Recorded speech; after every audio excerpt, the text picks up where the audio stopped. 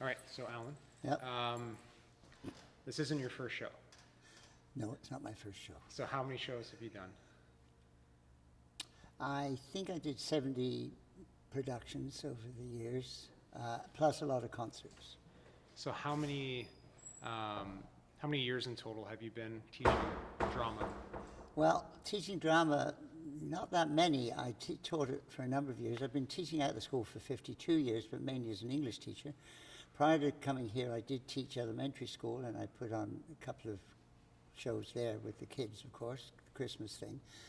And I came here in 1964, and there was a big vacuum, so I tried to fill it, as far as drama was concerned.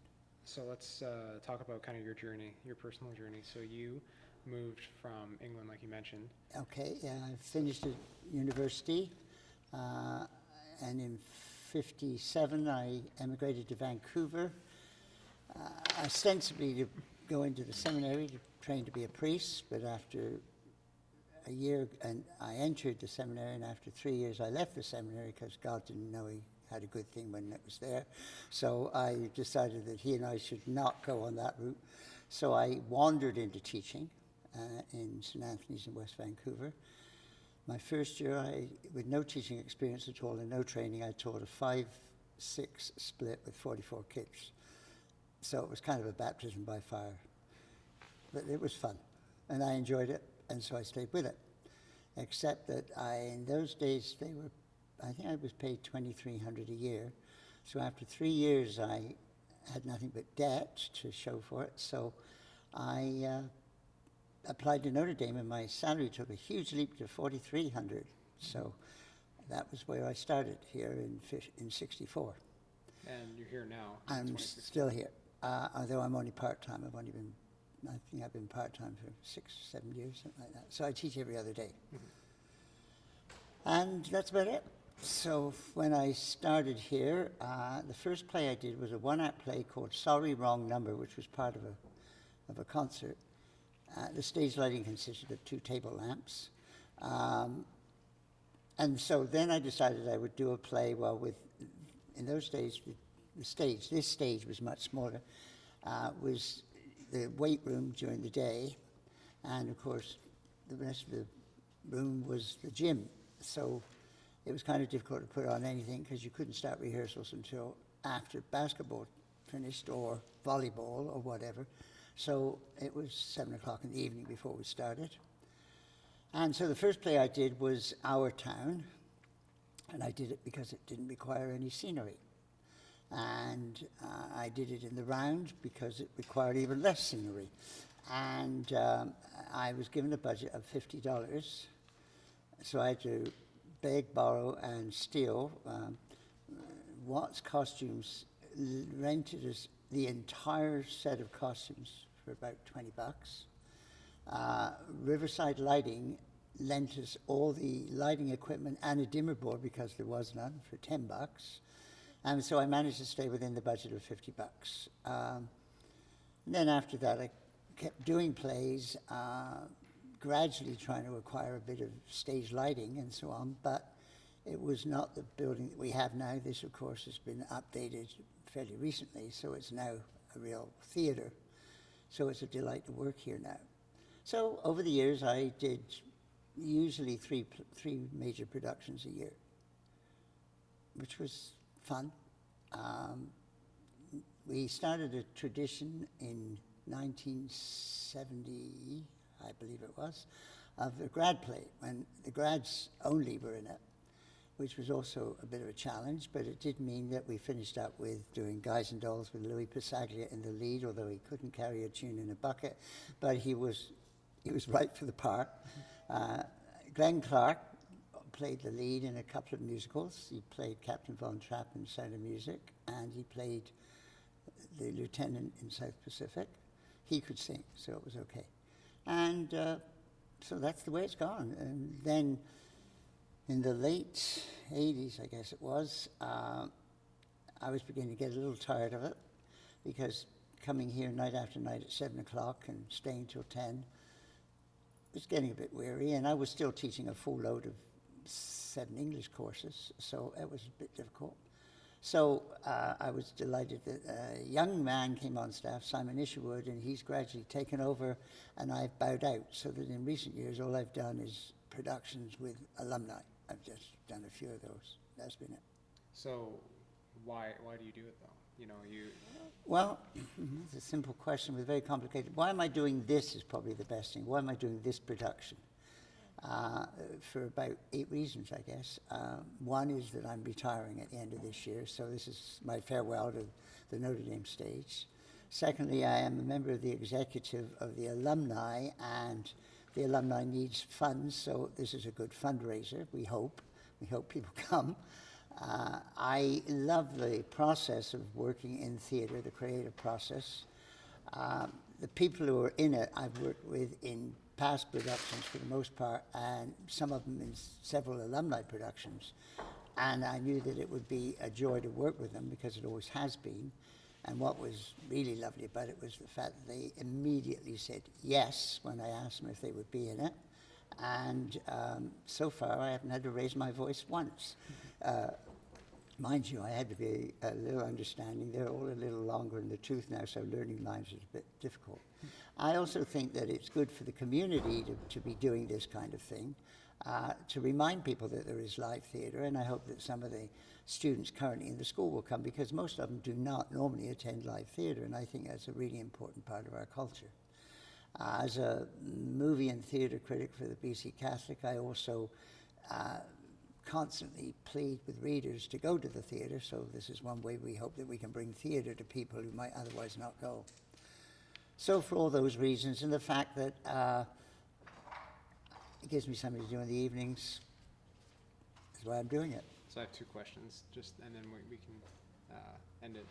I'm curious about, you mentioned that kind of the dramatic arts and the live arts are important for our culture, right? So yes. You're teaching young adults, and I guess you're trying to show them like the importance of live theater when really it's not pressed upon as much as it normally was with TV, with internet, etc.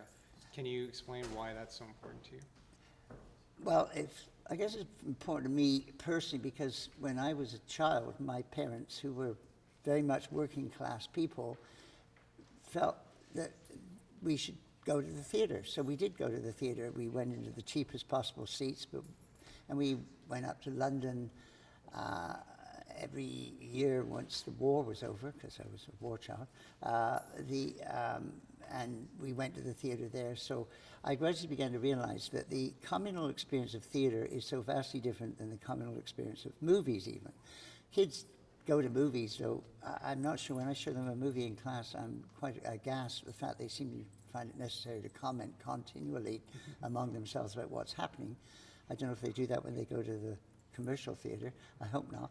But I do think that the idea of people on a stage communicating with a group of people and the collective response is something that helps us to sort of get in touch with a lot of things. First of all, I think just if it's a serious play, I think it's important intellectually. Or emotionally. I also think, though, that even from the point of view of just as a human experience, of the exchange that goes on, that I think that we are social beings. And sharing theatre, I think, is an incredibly significant part of society, because I think that out of that collective experience comes this collective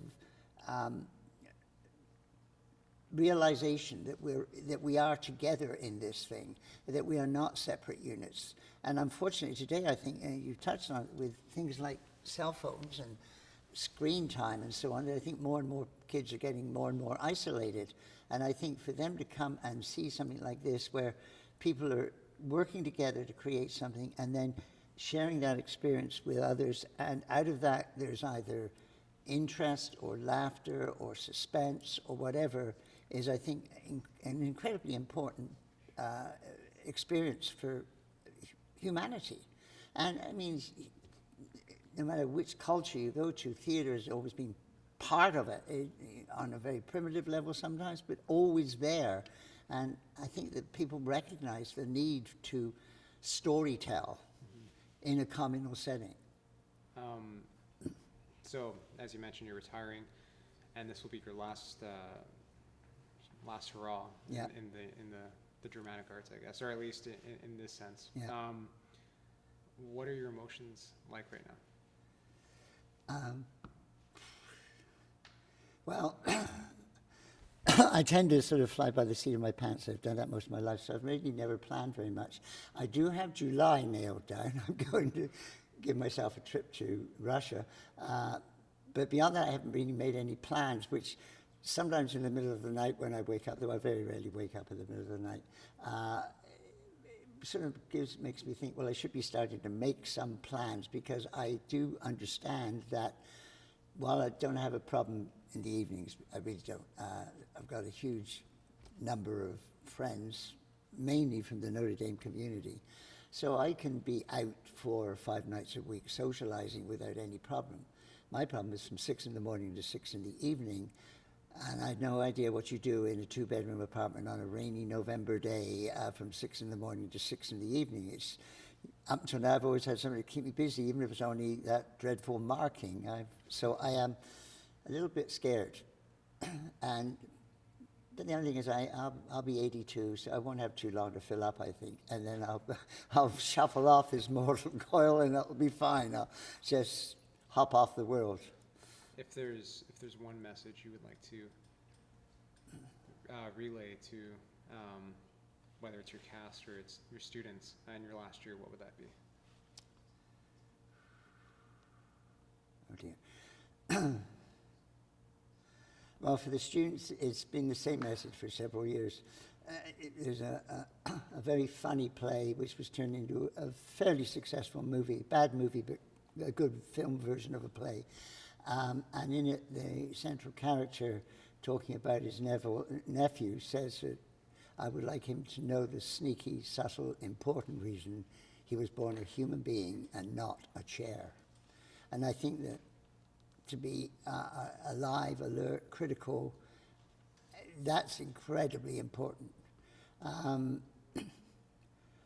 To the people in the play and to a lot of other former students, I'd like them to just carry on being what they are, which are people who embrace life and who know how to love. And the school motto is to know, love, and serve. And I think that it's very easy to get to love people if you get to know them. Very few people are totally despicable, and all of us have got some virtues. And if we can get to know people, we can always find something lovable in them. And once you do that, you want to serve them. It's a natural instinct. We always want to do something for other people, whether it's giving them a box of chocolates or giving them life. We want to do something, we want to serve them. And so I think that to all those people that I've taught, I hope they carry on doing the know, love, and serve thing, which is the school motto. And I think many of them have learned and lived it. That's great. That's terrific. Thank you. Perfect. Well done.